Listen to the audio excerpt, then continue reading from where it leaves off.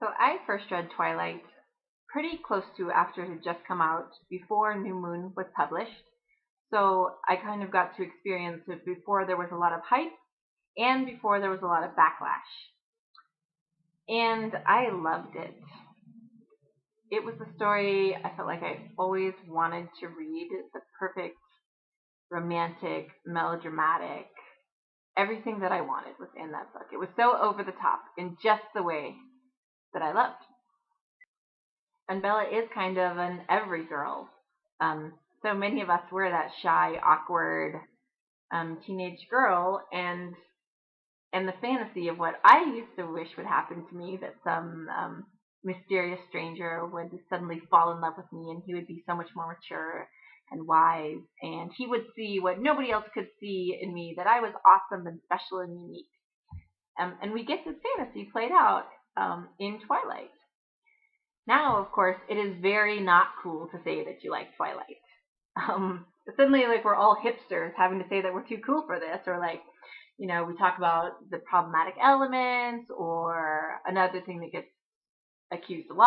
Twilight gets accused a lot of, is bad writing. And this one,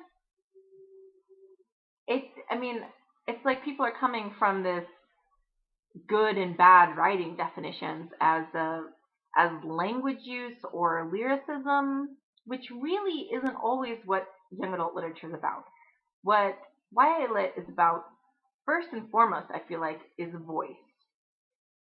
Can you achieve a voice that feels very real, that immediately draws you in?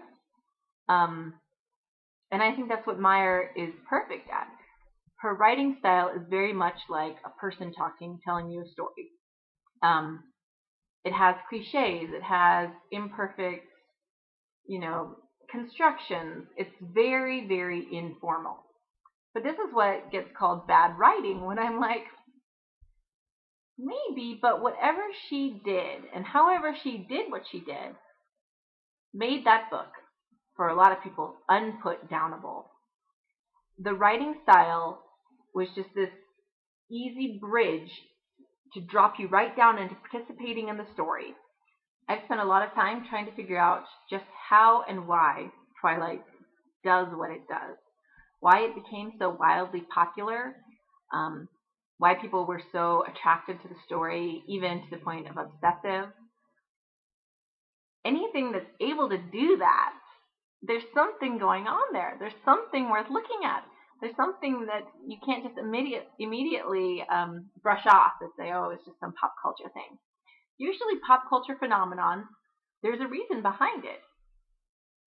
So I wrote academic papers about Twilight. I studied it. I read what my other academic professionals were saying about it. I went to some conferences. And most of what's going on in the academic realm is very negative about it. A lot of problems from a feminist point of view about the choices Bella makes, and I will agree. That book is not a good handbook for how to have relationships in the world. But what I argued in this book here, what I argue is that a lot of people were attracted to this book because it so perfectly paints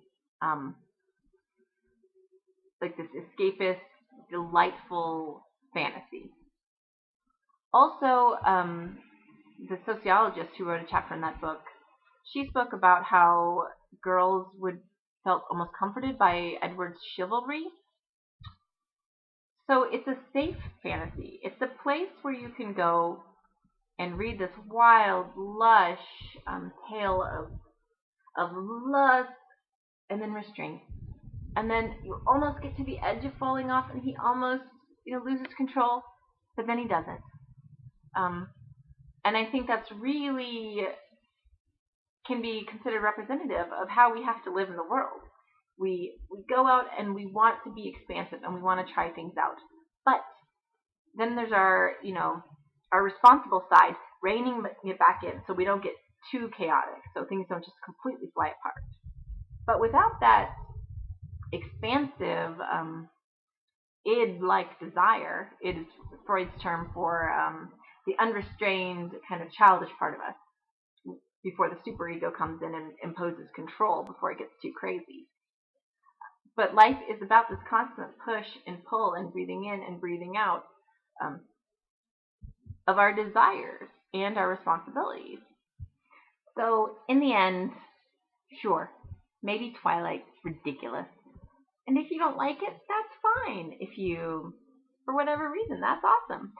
But what I have a problem is with people who do enjoy it feeling like they can't talk about it because it's immediately judged by society, by our peers, by academia as being dumb or representative of some lack of culture or lack of sophistication. I mean, guys and men have all kinds of outlets for ridiculous fantasies that are just fine. We just accept them, like action movies and James Bond and, muscle cars and WWE. But when a female fantasy comes along and captures the pop culture imagination, suddenly it's a problem. It's ridiculous. And, I'm going to go point by point, just like ripping apart and calling wrong the fact that people do like it, which is just a denial of,